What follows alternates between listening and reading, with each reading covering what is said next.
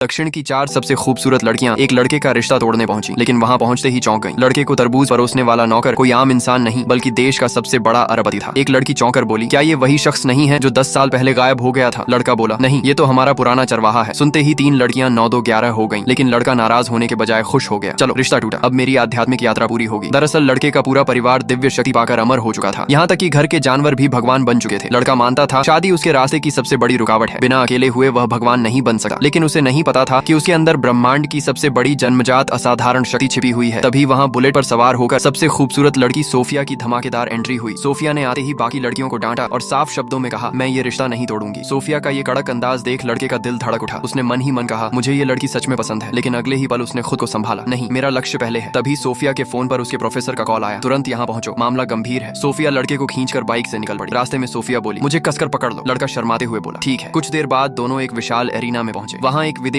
Fighter केनेजी देश के युवा योद्धाओं को चुनौती दे रहा था। वह 31 फाइटर्स को हरा चुका था। सबसे बड़ी बात, लड़के के पिता ने कभी उसके गुरु को धूल चटाई थी, इसीलिए केनेजी अब लड़के को चुनौती दे रहा था। लड़का बोला, मैं एक आम इंसान हूँ, इससे कैसे लड़ूंगा? तभी देश का सबसे बड़ा युवा फाइटर एड्रियन मैदान में उतरा। वह बोला, जब तक मैं हूँ कोई विदेशी हमारा अपमान नहीं कर सकता। फाइट शुरू होते ही केनेजी ने रहस्यमयी तलवार से एड्रियन को उड़ा दिया। पूरा स्टेडियम सन्न रह गया। केनेजी ने देश का अपमान करते हुए कहा, अब ये सम्मान हमारा है। तभी मुख्य फाइटर सोफिया गुस्से में अपनी जादुई शक्तियों के साथ रिंग में उतर गई। उसने अपनी पूरी ताकत लगा दी, लेकिन ताकत का अंतर बहुत बड़ा था। आखिरकार वह भी हार गई। अब एरिना में सन्नाटा था और केनेजी का घमंड 7वें आसमान पर। वह सोफिया को जबरदस्ती अपने साथ ले जाने लगा। यह देखकर लड़के का खून खौल उठा। वह बिजली की रफ्तार से रिंग में कूद पड़ा। वह सोफिया को पीछे कर केनेजी के सामने अड़ गया। उसकी आंखों में अब डर नहीं था, सिर्फ गुस्सा था। उसने कहा, जब तक मैं यहाँ खड़ा हूँ तुम इसे छू भी नहीं सकते। केनेजी हंस पड़ा, मेरे रास्ते से हट जाओ। लेकिन लड़का टस से मस नहीं हुआ। तभी केनेजी ने अपनी तलवार तानकर कहा, अगर नहीं हटोगे तो मुझे तुम्हारी लाश के ऊपर से गुजरना पड़ेगा। क्या लड़का अपनी छिपी हुई महाशक्ति से केनेजी को खत्म कर पाएगा? नेक्स्ट पार्ट देखने के लिए चैनल को सब्सक्राइब और फॉलो करें और कमेंट में पार्ट 2 जरूर लिखें।